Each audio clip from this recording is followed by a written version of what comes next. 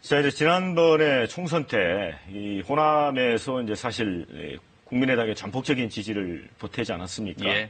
자, 그때는 정말 압도적인 지지였는데 최근에 이제 뭐 여론조사라는 건 항상 가변성이 있는 거를 전제로 합니다만 약간 좀 빠진 느낌이거든요. 그 가장 큰 원인은 어디에 있다고 이렇게 느끼세요? 우선은 아마 그 총선 직후에 네. 리베이트 조작 사건 때문입니다. 네. 그 총선 직후에 이제 정권 차원에서 이 국민의당이 굉장히 위협이 되는구나 네. 해서 그 내부에서 들었습니다. 한 달 동안 계좌 추적을 했다고 합니다. 네. 그런데 아무도 돈 받은 증거를 확보하지 못했음에도 불구하고 예. 이제 리베이트라고 이제 언론 보도하고 고발을 하게 된 겁니다. 그런데 뭐 그때 제가 무슨 설명을 해도 아무런 소용이 있었겠습니까? 예. 그냥 저는 당 살리기 위해서 책임지고 내려놨습니다. 그때 이제 물러나신 거죠? 예, 네. 그렇습니다. 그래서 6개월 정도 참 그 인고의 시간을 보냈는데요. 이제 뭐 최근에 판결이 났습니다. 7명이 모든 혐의에 대해서 모두 무죄가 나왔습니다. 굉장히 이례적인 일입니다. 네. 그래서 이제 그동안 책임지고 인고의 시간 보냈던 거 평가해 주실 것으로 믿습니다. 네. 자, 이제 안철수 대표하면 이제 떠오르는 이미지가 두 차례 양보를 하셨잖아요. 2011년에 서울시장 후보를 이제 박원순 시장에게 양보를 했고, 12년에 이제 문재인 전 대표에게 양보를 했는데, 자, 이제 양보를 계속하는 건 굉장히 이제 미덕으로 보이는데, 그 이후에 이제 존재감이 많이 약해졌거든요. 혼자 집에 계실 때, 그 사모님하고 계실 때 좀 후회하거나 그런 적은 없으셨나요? 솔직히 좀 말씀해 우선 서울시장 때 말씀드립니다만 정치를 생각하기 전입니다. 네. 출마 선언한 적도 없습니다. 그래서 하겠다고 하시는 분을 이제 밀어드린 겁니다. 네. 그 다음에 그 대선 같은 경우에는 제 모든 것을 걸어서 제 모든 것을 걸고 그 후보 단일화를 이루겠다고 국민들께 약속을 했습니다. 네. 그래서 국민들께 약속을 지킨 겁니다. 그리고 또 그때 제 생각은 DJ와 YS가 87년에 서로 단일화를 이루지 못하는 바람에 이제 그 다시 군부 정권이 연장이 됐지 않습니까? 네. 우리나라가 발전하기 위해서는 역사에서 배워야 된다는 생각이 제가 예전부터 가졌던 생각입니다. 그래서 우리 선대들이 했던 실수 역사적으로 다시 반복하면 안 되겠다는 그 생각이 강했습니다. 그래서 저는 마치 솔로몬 왕 재판할 때 생모의 심정으로 이제 제가 내려놨던 겁니다. 네. 당시에 그 단일화 당시에도 2012년 대선 때 초반에는 양보 안 하겠다 이렇게 그 단언을 하시다가 결국에는 접으셨잖아요. 이번에도 양보는 안 한다, 끝까지 완주하겠다 이렇게 말씀하고 계신데 이번에는 좀 믿을 수 있는 겁니까? 지난 총선 때 이미 저는 증명했습니다. 돌파력을 증명했습니다. 굉장히 힘든 여건 하에서도 제가 신념을 가지고 그대로 관철해서 이제 40석 가까운 정당을 만들고 3당 체제 만들었지 않습니까? 우리나라 정치 역사상 혼자서 창당해서 40석 정도 되는 정당 만든 사람 그 5손가락에 꼽힌다고 알고 있습니다. 삼김하고 제가 거기에 속합니다.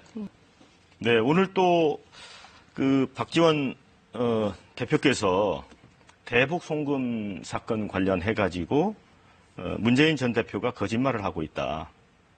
당시에 새누리당이 요구를 했지만 DJ하고 사실은 차별을 하게 한 것이다. 이런 얘기를 하셨거든요. 이 부분에 대해서는 어떤 생각을 갖고 계십니까? 진실은 박지원 대표만큼 잘 아는 분이 없을 겁니다. 네.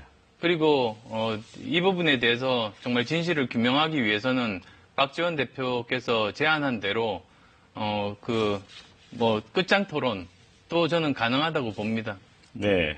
이렇게 그냥 의혹으로 그냥 묻힐 것이 아니라 이제 역사의 현장들 그런 사실들 하나씩 확인하는 작업도 필요하지 않겠습니까? 네. 최근에 그 여론조사 이제 지지율을 보면 문재인, 반기문, 이재명, 안철수 이런 순으로 이제 고착화되는. 근데 최근에는 조금 이제 올랐더라고요, 대표님이. 약간 이제 미동하면서 올랐는데 어쨌든 이제 기대하신 것보다는 좀 약간 초라하다 이렇게 느끼십니까? 어떠십니까? 원래 지지율이라는 것이 네. 정치적인 상황에 따라서 요동치기 마련입니다. 저도 이제 지난 몇 년간 참 많은 경험들을 했습니다. 그런데 결국은 자기가 세워놓은 그 목표에 따라서 뚜벅뚜벅 걸어가면 이제 국민들께서 평가해 주실 거라고 믿습니다. 지난 박근혜 게이트, 지난 몇 개월을 한번 돌아보면, 네. 저는 그때 이제 생각했습니다. 이건 정치를 할 때가 아니라 나라 살리기 운동할 때라고 생각한 겁니다. 네. 그래서 그 당시에 제 개인의 이해득실 따지지 않고 최선의 이제 판단을 하고 행동으로 옮겼습니다. 다른 당보다 가장 먼저 박근혜 대통령 이제 물러가라고 당론을 정했습니다. 네. 퇴진 당론을 정했습니다. 그리고 또, 이제는 더 이상 퇴진 정도로는 되지 않고 탄핵할 수밖에 없다고 생각했을 때 제가 야권의 대선 주자 8명을 요청을 해서 회의를 소집을 했습니다. 그리고 그 회의를 통해서 야3당이 전부 탄핵을 하기로 거기서 이제 결정이 난 겁니다. 네. 그래서 이제 탄핵에 이르기까지 정말 최선을 다해서 했습니다만 네. 돌이켜보면 그렇게 혼란스러운 국면에서는 합리적인 목소리는 잘 눈에 띄지 않는 법 아닌가 싶습니다. 네. 그런데 이제 어느 정도 자욱하던 먼지들이 이제 거치고 나면 네. 모든 행적들은 다 남아있으니까 평가받지 않을까 생각합니다. 저도 약간 재밌는 얘기 좀 해보겠습니다. 뭐 사실 이 이제 유머가 떠돈지는 오래된 건데 오늘 보니까 홈페이지에 역시 안철수의 새정치 또 이렇게 돼 있더라고 여전히. 예, 그래서 예. 이제 시중에 나돌던 이제 말 중에 예, 대한민국에 저도 있는데 압니다. 없는 게 두 가지가 있다. 안철수의 새정치, 그다음에 박근혜 정부의 창조경제 뭐 이런 약간 우스갯소리가 있었습니다. 김정은의 뭐도 있었습니다. 그래서 저를 이제 네. 그런 반열에 올린 거긴 한데요. 네. 근데 이제 새정치에 대해서 몇 년 전부터 저한테 물어볼 때 저는 이렇게 답했습니다. 세상 바뀌는 거를 막는 기득권 정치와 싸우는 게 새정치다. 네. 그리고 사욕 채우는 기득권 정치와 싸우는 거라고 네. 제가 이야기를 했습니다. 근데 그걸 또 모호하다고 이제 반응이 와서 네. 저는 한동안 더 쉽게 설명하려고 노력을 많이 했는데 네. 나중에 알고 보니까 이게 기득권 정치의 논리였던 겁니다. 네. 기득권이 뭡니까? 기득권은 지금 이 세상에 안 바뀌는 게 좋은 게 기득권입니다. 그런데 이제 새정치를 통해서 기득권 바꾸겠다고 제가 나서니까 네. 어떻게든 흠집을 내야 되고 네. 거기에 대해서 무조건 이해 못하겠다, 모호하다고 했던 겁니다. 그래서 저는 그다음부터는 뭐라고 비판하든 저는 기득권 정치와 싸우는 게 새정치다라고 지금까지 계속 이야기하고 있습니다. 그러면 기득권 정치 말씀을 하셨는데 대표적으로 사례를 들어서 좀 말씀을 해주실 수 있나요? 어떤 성격을 가진 게 기득권 정치인지? 여러 가지입니다. 예. 우선 당연히 부정부패, 예. 그 다음에 또 책임지지 않는 것. 책임지지 않는 정치. 예. 네. 저는 대한민국 정치 만악의 근원이 책임지지 않는 거라고 네. 봅니다. 책임져야 되는데 네. 안 주고 계속 버티면 네. 물러나라고 요구하던 국민들이 다 지쳐가지고 그냥 놔둡니다. 네. 사람도 바뀌지 않고 아무것도 바뀌지 않고 똑같은 그런 실패가 다시 반복됩니다. 네. 근데 저는 책임져 왔습니다. 제가 지금까지 바로 직전에 리베이트 조작 사건 때 네. 그때 책임졌지 않습니까? 네. 그리고 그 전에 제가 지금까지 선거를 5번 치렀습니다. 네. 제가 직접 치른 국회의원 선거 2번, 당대표로서 지휘했던 선거가 3번입니다. 총선, 그리고 지방선거, 재보궐선거였습니다.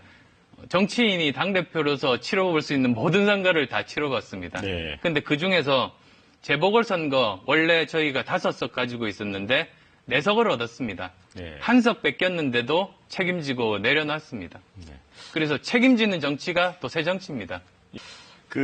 그러기 시작하기 전에, 제가 보니까 87년 이제 헌법이 개정되고 나서 예. 직선제 대통령이 이제 6분이 나왔습니다. 박근혜 대통령까지. 예. 그 6번 중에, 만약에 6번 중에 대표님의 어떤 정치적인 롤 모델을 꼽으라면 어느 분을 선택하시겠습니까?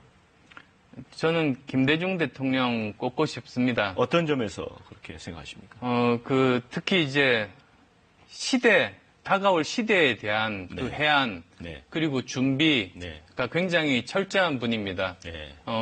일례로 IT 혁명에 대해서, 네. IT 산업의 중요성에 대해서 대선 이전부터 사실은 주장을 했었고, 네. 이제 대통령 당선되신 이후에 그게 단순히 공약에 그친 게 아니고 실제로 그 부분을 잘 이해하고 실제로 산업을 일으켰지 않습니까? 네. 그래서 우리가 지금도 저 휴대폰으로 대표되는 이 IT 산업으로 먹고 살고 있습니다. 20년 먹거리를 만든 네. 겁니다.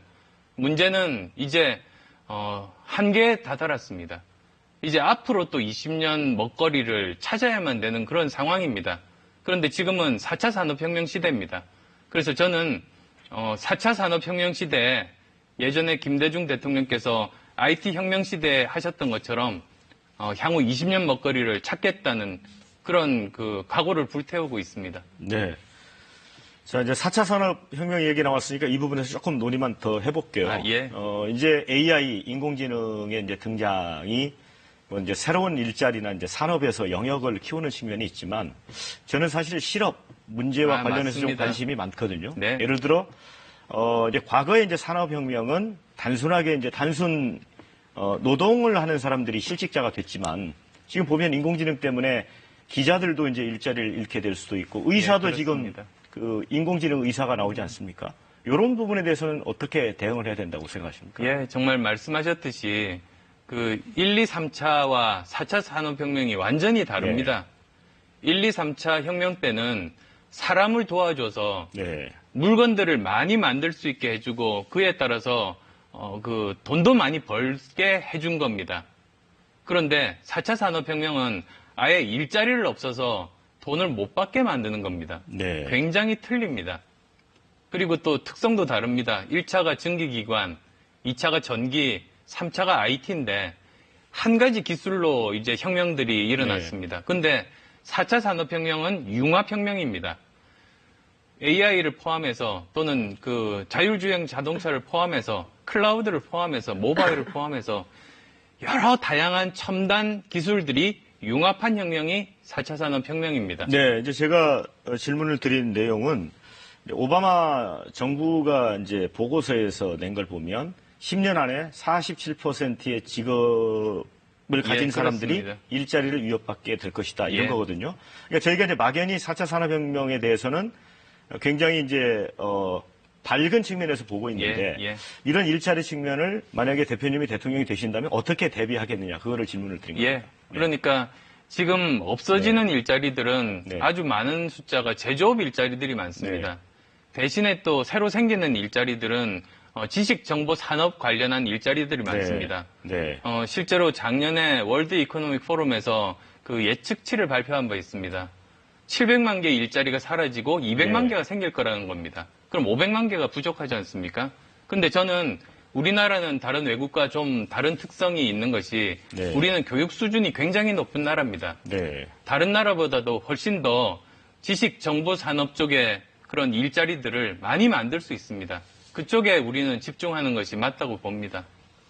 제가 보기에는 교육혁명이 좀 수반이 돼야 될 것 같은데요. 그렇습니다. 그렇습니다. 기존의 지금 중고등학교에서 배우는 교육 시스템이나 이런 거 예, 가지고는 예. 안 될 것 같습니다. 예, 100% 교육 동감합니다. 개혁과 관련해서 어떤 특별한 정책을 갖고 계신 게 있습니까? 생각하신 게?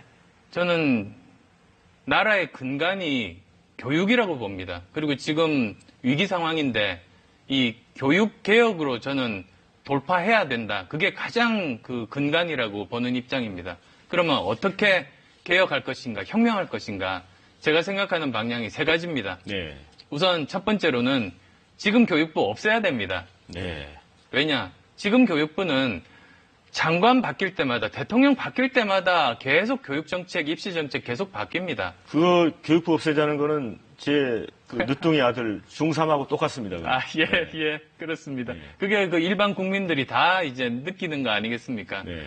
그리고 또 그렇게 일관성도 없을 뿐더러 지금은 창의적인 인재를 키우려면 자율성을 부여해야 됩니다. 근데 네. 지금은 명령을 하니까 앞에서 끌고 가니까 네. 자율성이 훼손돼서 창의적인 교육이 안 일어납니다. 이걸 바꾸려면 어떻게 해야 되는가? 교육부 없애고 대신에 국가교육위원회와 네. 교육지원처로 재편하는 겁니다. 왜? 국가교육위원회에서는 모든 전문가 여야가 다 참여해서 네. 향후 10년 계획을 합의합니다. 네. 매년. 네. 또 그 다음에 10년 계획, 10년 계획. 그렇게 되면 어떻게 되는가? 그게 바로 영어로 롤링 플랜이 되는 겁니다. 네. 연속성이 보장돼서 100년 동안 그 체제가 그대로 갈 수 있습니다. 네. 그러면 대통령이 바뀌어도 교육정책은 바뀌지 않을 겁니다. 교육부는 교육지원처로 이제 지원만 해주면 됩니다. 나머지 두 가지는 어떻게 하면 초중고 대학교 교육을 창의교육으로 바꿀 건지, 그 다음 세 번째로는 중장년층들도 4차 산업혁명 시대에 살아남게 하기 위해서 국가가 그분들의 교육을 책임져야 한다. 지금의 그 평생 교육을 100배 수준으로 이제 강화해야 된다는 말씀 드리겠습니다. 네, 제가 이제 오늘 그 어느 학부모한테 이걸 꼭 물어달라고 해서 하나 질문을 드리겠는데요. 그 이제 최근에 그 입시 제도가 많이 바뀌지 않습니까? 예, 예를 예. 들어 지금 영어만 해도 이제 수능에서 절대평가로 도입이 되고, 그 다음에 이제 지금 중3 학생들은 문이과 통합을 한다고 해가지고 고등학교에 들어가면 이제 물리를 배우게 됩니다. 예. 그렇다 보니까 물리 학원에서 선행 학습을 하고 있다고 해요. 그러니까 이 정부의 교육부의 잦은 그 교육 정책 변경이 사교육으로 연결되는 맞습니다. 이런 부분에 대해서는 어떻게 해결하시겠어요? 그러니까 이제 아까 말씀드린 교육부 폐지로 아예 그 정부 기관 구조 자체를 바꾸게 되면 네. 장기적으로 변하지 않거나 또는 그 정책에 따라서 예측 가능한 그런 변화를 만들어낼 수가 있는 겁니다. 네. 자, 정한 기자, 개헌 관련해서 한번 질문을 해보시죠. 네. 네, 개헌 지금 대선 주자들 사이에서도 이 개헌을 가지고 입장이 좀 조금씩 엇갈리고 있는데요. 대표님께서는 이 대선 주자들이 개헌 공약을 미리 내걸고 2018년 지방선거 때 투표를 해야 한다. 이 입장을 계속 말씀하고 계시죠. 예. 이 개헌 시기와 방향 어떻게 해야 한다고 보십니까? 우선 개헌은 필요합니다. 그리고 최적기는 말씀하신 대로 2018년 지방선거 때 동시에 치르는 겁니다. 우선은 왜 개헌이 필요한가? 아마 이번 박근혜 게이트로 느끼셨을 겁니다. 제왕적 대통령제가 문제 아닙니까? 근데 왜 제왕적 대통령이냐? 미국 대통령과 이름은 같은데 너무 권한이 다릅니다. 미국 대통령은 집행권 하나만 가지고 있습니다. 그런데 한국 대통령은 집행권뿐만 아니라 예산권, 인사권, 그리고 입법권, 감사권까지 5대 절대 권력을 가지고 있습니다. 그리고 또 미국 대통령은 잘 그 균형과 견제 시스템 하에서 일을 합니다. 대표적으로 대통령을 견제하는 것으로 상하 그 양원제, 양원의 그 의회주의제, 그 다음에 두 번째로는 연방제, 각 나라처럼 움직이지 않습니까? 그 다음 또 세 번째로는 잘 구성된 지방자치제입니다. 근데 우리는 셋 다 그렇게 되어 있지 않다 보니 미국 대통령은 하루 종일 전화 걸고 사람 만나야 되는데 한국 대통령은 출근 안 해도 아무도 모르는 겁니다. 그래서 이제 이걸 바꿔야 됩니다. 제왕적 대통령제를 바꿔야 되는데 그 왜 제가 기간을 2018년 지방선거라고 했냐고 하면은 국회에서 논의하는 시간이 필요하고 그리고 일반 국민들에게 공론화 과정이 필요합니다. 어떤 분은 그러세요. 국회에서 금방 될 거다. 제가 보기에는 그렇지 않습니다. 개헌하자는 사람은 많은데 강론이 다 틀립니다. 그러면 시간이 어느 정도 걸리기 마련입니다. 그리고 그렇게 국회에서 합의됐다고 바로 국민투표 붙이는 거는 지금 광장에 나와 있는 국민들 민심과 반합니다. 개헌 방향에 대해서 세부적인 것에 대해서 시민사회 분들을 비롯한 전문가분들은 알고 계시지만 일반 국민들은 잘 모릅니다. 치열하게 공론화 과정을 일정 기간 거쳐야 이게 제대로 된 개헌이 될 수 있다고 봅니다. 그럼 대표님께서 생각하시는 우리나라 현실에 맞는 이 권력구조 모델은 어떤 겁니까? 세 가지 방향이 있습니다. 그러니까 대통령 권한 축소의 방향은 모두 다 동의합니다. 그런데 권한 축소용 대통령제가 있을 거고 그 다음에 의원 내각제가 있습니다. 그 다음에 이제 둘을 섞은 이원집정부제가 있습니다. 그런데 그 중에서 저는 의원 내각제는 시기상조라고 보는 입장입니다. 왜 그러냐면 지금 국민들이 대통령보다도 국회에 대한 신뢰가 더 낮습니다. 지금 신뢰를 못 줬습니다. 그리고 서로 협치하는 그래서 문제를 해결하는 경험도 우리는 축적되어 있지 않습니다. 그래서 지금은 시기상조이고, 그러면 이 내각제를 제외한 두 가지 권한축소연 대통령제 내지는 그 이원집정부제 둘 중에서 선택하는 것이 맞는 방향이라고 봅니다. 네, 이번 그 대선을 앞두고 결선 투표제 얘기도 지금 하고 계십니다. 이게 좀 위헌 소지가 있다고도 하는데 논란이 되진 않을까요?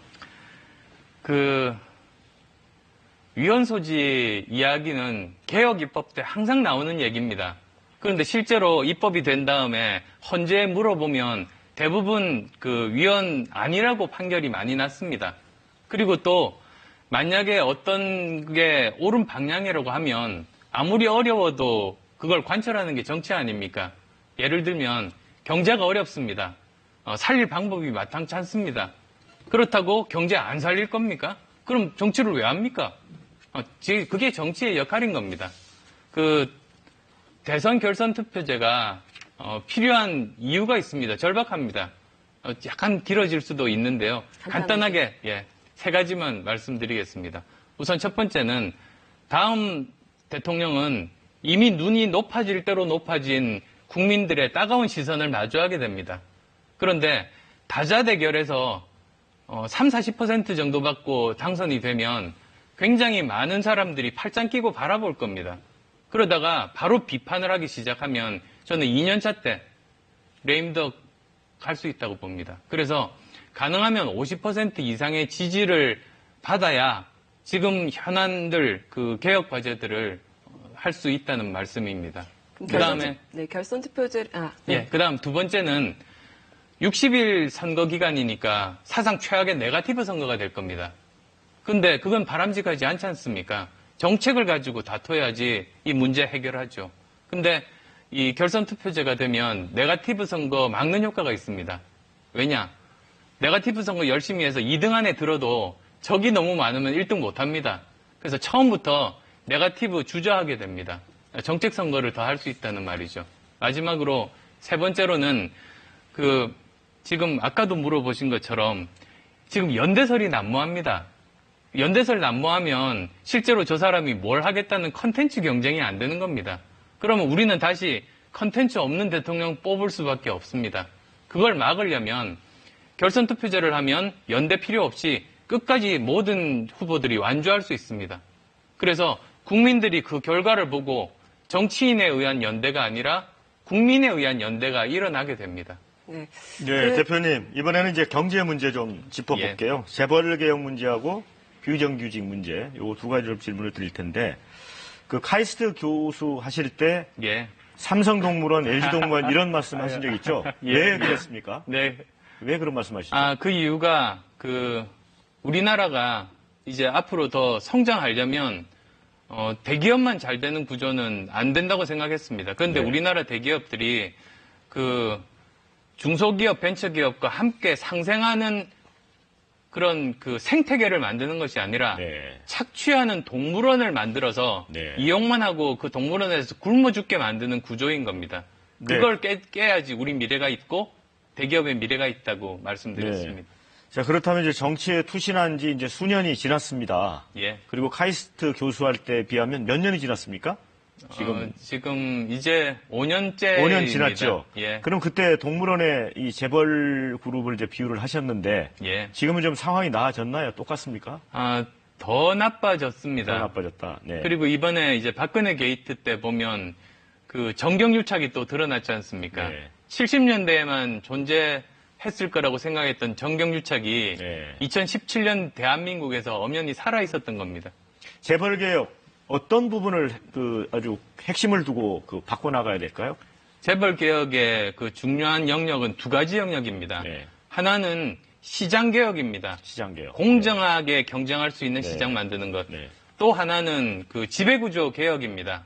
그래서 주식회사니까 재벌들이 자기가 투자한 지분만큼 권한을 행사하고 책임을 지는 것입니다. 그 네. 두 가지 방향이 제일 중요한 방향입니다. 네.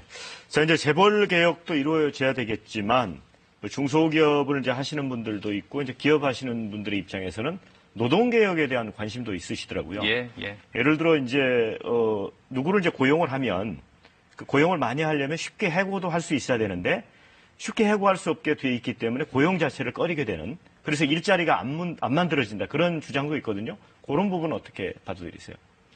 그 일자리의 그 주체가 그 세 가지가 있습니다. 네. 이제 그 국가, 기업, 그리고 노동자 아니겠습니까? 네. 네. 그런데 노동개혁을 하려면 일방적으로 노동자의 희생만 강요해서는 절대로 그게 실현되지 않습니다. 저항도 네. 굉장히 심합니다. 네. 저는 국가에서 해야 될 뭐 가장 대표적으로 그 사회적인 안전망을 만드는 일들을 제대로 해야만 됩니다. 그거 안 하고 요구한다는 건 그건 불가능한 겁니다. 네. 그리고 또 네. 기업에서도 네. 기업에서 해야 되는 일, 우선은 사실은 그 질 좋은 많은 일자리들을 만드는 것이 기업의 책무이고, 그리고 또 거기서 근무하는 사람들의 노동 안전성을 또 보장하는 것도 또 기업 책무 아닙니까? 네. 제가 그리고, 드린 예. 질문은 노동기 개혁의 이제 분야에서 해고를 유연하게 하는 걸 말씀을 드리는 거거든요. 그런 유연성이 있어야 일자리가 창출된다. 이게 이제 유럽이나 이런 데서도 확인이 된 부분이 있고, 그런 부분에 대해서는 어떻게 생각하십니까? 지금 그 박근혜 정부에서 노동개혁이 노동자의 희생만 강요하고 있는 게 네. 제가 문제라는 말씀을 드린 겁니다. 그래서 정규직에서 비정규직으로 그 권한을 이양하라, 네. 이런 식 아니겠습니까? 네. 그런데 국가나 기업은 아무 일도 안 하는 겁니다. 이런 문제들을 제가 지적해서 말씀드렸습니다. 네. 자, 대한민국의 비정규직 노동자가 몇 분이나 계신 것 같습니까? 대충. 기준마다 조금 차이가 있습니다. 예, 네. 차이가 있습니다. 그 노동계에서 주장과 네. 그 다음에 이제 네. 정부 통계가 차이가 있습니다. 한 800만 명 정도 지금 600에서 800만 800만 정도로 이제 봅니다. 계산을 하던데, 그분들이 이제 받는 평균 임금이 한 150만 예, 예. 되고 정규직 노동자는 한 270만 원 정도 되더라고요. 예. 월 평균 임금이. 그리고 또 중소기업, 대기업도 또 다릅니다. 네네. 또 뭐 국민연금 가입률도 다르고, 예. 이 정규직과 비정규직 문제를 해결하는 데 있어서 물론 이제 정부 차원에서 할 부분도 있지만, 이른바 이제 그 정규직 노조가 있지 않습니까? 예. 비정규직 노조가 있는데. 예. 그래서 일종의 이제 귀족 노조라고 이제 그 비판적으로 보는 분들도 있는데, 그런 노조와 노조 간의 어떤 양보 이런 것도 필요한 거 아닐까요? 그것도 필요합니다. 네. 그래서 그 노조들도 이제 비정규직 노동자들도 함께 사실은 고민을 하고 상생을 해야 됩니다. 네. 그리고 또 이제 기업에서도 사실은 그 몫을 다해야 되고, 정부에서도 사회적인 안전망을 제공해줘야 그 다 설득이 가능합니다. 네. 네, 지금 어느 때보다 이 한미 또 한중, 한일 관계가 굉장히 중요해지고 있습니다. 이 사드 배치, 당초에는 좀 반대하는 입장이었다가 최근에 이 정부 간의 협약은 불가피하다, 이렇게 좀 입장이 바뀌신 걸로 알고 있는데 어떤 입장이신 겁니까? 이제 미국과 협약을 하기 전과 하기 후가 다를 수밖에 없지 않습니까? 상황이 바뀌는데도 그 대처 방법이 똑같으면 오히려 더 문제입니다. 그래서 이렇게 말씀드리겠습니다. 외교에서 가장 중요한 부분 두 가지가, 하나는 그 최고의 그 가치는, 판단 기준은 국익이다. 그다음 또 두 번째로는 정부 간의 협약을 그 전 정부에서 맺었다면 그 다음 정부에서 그걸 완전히 백지화시키기는 힘든 법이다라는 겁니다. 이제 그런 관점에서 이제 바라봐야 됩니다. 그래서 이제 다음 정부 때 그 당시에 상황들을 고려해서 국익의 최선의 방안을 찾아야만 되는 것 아닙니까? 네. 지금으로서는 찾을 수 있는 방안은 이제 중국과 미국 양국을 설득하는 겁니다. 그래서 그 중국에 대해서도 우리는 북핵 위협 때문에 이 한미 동맹이 중요하다. 그런데 지금은 북한 대북 제재 국면입니다. 중국의 협력이 있어야 이 제재가 가능합니다. 그러니까 그 제재에 중국이 동참을 하고 거기에 따라서 이제 북핵 문제가 이제 해결의 실마리가 풀리기 시작할 때 그때 우리가 미국에 사드 배치 철회를 요구할 수 있다. 이 정도로 서로 협의를 하는 것이 가능한 방법이라고 봅니다. 네. 지금 아무래도 이 북한의 북핵 문제도 북핵 위협도 점점 고조되고 있는 상황인데 이 같은 남북 관계는 좀 어떻게 풀어야 된다고 보십니까? 저는 지금 제재 국면입니다. 유엔 제재 결의 하에 있습니다. 그런데 이런 상황에서도 저는 대화를 해야 된다고 봅니다. 왜냐?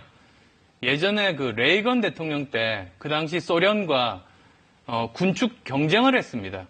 엄청나게 심한 그 경쟁이었습니다. 그럼에도 불구하고 서로 대화를 했던 겁니다. 마찬가지로 지금 우리가 왜 제재를 하는가? 그 제재의 목적이 무언가를 우선 살펴보면 어느 나라를 제재를 해서 그 체제가 붕괴된 예가 없습니다. 그러면 왜 하는가? 그 이유는 제재를 함으로써 우리가 원하는 시기에 원하는 조건으로 대화 테이블을 열기 위해서입니다. 즉 제재의 끝에는 대화 테이블이 있습니다. 이란도 마찬가지였고 다 마찬가지입니다. 그러니까 지금은 우리가 이제 대화해야 됩니다. 대화하면서 여러 가지 상황들을 이제 다시 협상을 하고 그래서 가능하면 우리가 원하는 그런 시기에 원하는 조건에 대화 테이블을 만드는 노력들을 우리가 주도적으로 해야 된다고 말씀드립니다. 네, 이제 얼마 뒤면은 개성공단 폐쇄 1년이 되거든요. 이 개성공단 재개, 금강산 관광 재개 이 문제도 좀 풀릴 수 있을까요? 지금 제재 국면이어서 여러 가지로 어려움이 있습니다. 그런데 그것 포함해서 전부 이제 그 대화를 통해서 이제 이야기할 수 있는 그런 부분들입니다. 네, 그 한일 위안부 합의 재협상 이 문제도 좀 여쭤보고 싶습니다. 예, 그 문제는 지금 그 직전에 그 사항들하고 조금은 다릅니다. 왜냐하면 당사자 생존자분들이 살아계십니다. 역사 문제입니다. 그래서 이 부분은 다음 정부에서 재협상해야 합니다. 그리고 그렇지만 그 경제 문제와 역사 문제는 분리해서 이제 투 트랙으로 진행하는 것이 옳다고 봅니다. 네, 한중 한일 관계 이런 얘기 나눠봤는데 트럼프 행정부가 출범을 했습니다. 예. 트럼프 정부는 지금 자국 우선주의 정책이어서 당장 한미 FTA 재협상이라든지 주한미군 철수 또 방위비 분담금 인상 이런 것들 가능성이 높아지고 있거든요. 어떻게 대처해야 할까요? 주한미군 철수까지는 안 갈 거라고 봅니다. 제가 그렇게 믿습니다. 그렇지만 이게 또 위기인 동시에 우리에게 기회일 수 있습니다. 무슨 뜻이냐면 도널드 트럼프 대통령은 모든 것을 다 협상 테이블에 올려놓고 원점에서 서로 논의하고자 하는 그런 입장 아니겠습니까? 그렇다면 우리가 미국에 줄 것도 있습니다만 우리가 또 요구할 것도 있습니다. 예를 들면 우리가 계속 원했던 소파 협상 그 개정이라든지 또는 미사일 사거리 협상이라든지 우리가 또 얻을 수 있는 게 있습니다. 그래서 우리가 좀 더 권한을 가지고 그리고 주도적으로 일들을 진행할 수 있는 또 기회이기도 합니다. 대표님, 자 이제 문재인 전 대표 이제 라이벌이라고 하셨습니다만은 근데 논란은 있지만 정책 내용을 놓고 일자리, 군 복무 단축 등 이제 자신만의 정책을 계속 쏟아내고 있습니다. 자, 안 대표님의 대표 공약은 뭡니까? 저는 네. 아주 예전부터 이미 그 여러 가지 정책들을 발표한 바 있습니다. 네. 뭐 대표적으로는 그 경제 성장 정책입니다. 공정 성장이라고 공정성장. 부르고 있습니다. 그리고 또 교육 혁명에 관한 정책, 네. 그다음에 과학 기술 정책 모두 다 지금 있습니다. 그런 부분들 제가 이야기를 많이 했습니다만 그렇게 보도가 잘 안 됩니다. 네. 왜 그러냐면 사실은 이제 정치부 기자분들 입장에서는 네. 사람들이 그 정책에 대해서 요구는 하면서도 네. 기사화가 되면 잘 안 읽습니다. 근데 이제 대선 국면이니까 네. 다시 한 번 더 재조명 받을 수 있는 기회 아닌가 싶습니다. 구체적으로 좀 풀어서 하셔야 될 것 같고요. 근데 일전에 하신 말씀을 보면 패권에 질렸다. 패권은 안 된다. 그러면서 이제 반문재인 연대 이런 부분을 많이 강조를 하셨어요. 패권에 질렸다고 하셨는데 조금 사례를 들어주실 수 있나요?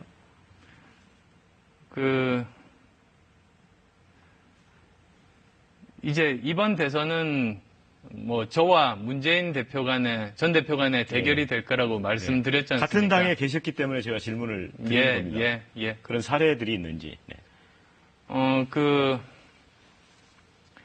우리나라는 5천만 명 사는 나라입니다. 네. 그리고 정말로 놀랍게도 모든 분야의 전문가들이 세계적인 수준의 전문가들이 많습니다. 네. 근데 그러함에도 불구하고 이 국민들을 반을 적으로 돌리고 네. 그리고 나머지 절반 중에서도 자기가 만나본 사람 그 중에서도 자기 말을 잘 듣는 사람들과만 함께 한다면 그거야말로 굉장히 폐쇄적이 됩니다. 그런 것들이 사실은 패권 세력들의 특징입니다. 박근혜 정부도 마찬가지였습니다. 네. 그런 것들이 없어야 한다는 뜻에서 말씀드린 겁니다. 그러면 국민의당 창당 과정에서 이 패권과 관련이 있는 겁니까? 처음 국민의당 창당했을 때 모든 것은 다 이제 혁신해야 한다는 주장에서 시작됐습니다. 네. 그 당시에 새정치민주연합이 혁신하지 않으면 미래가 없다. 네. 절박감을 통해서 했지만 받아들여지지 않았습니다. 네. 그래서 나온 겁니다. 자, 이제 안철수 현상은 이제 아주 착한 기업인 선한 의지를 가진 새로운 정치인이 등장했다. 이렇게 해서 이렇게 불이 붙은 것 같거든요. 그런데 그 이후에 그게 굉장히 매력이었는데 우유부단하고 또 우물쭈물하고 그래서 이제 간철수라는 별명까지 얻으셔서 그런 것 같은데 앞으로의 행보에서는 그런 모습이 좀 보기 어려울 것 같군요. 예. 그게 다 흑색선전입니다. 네.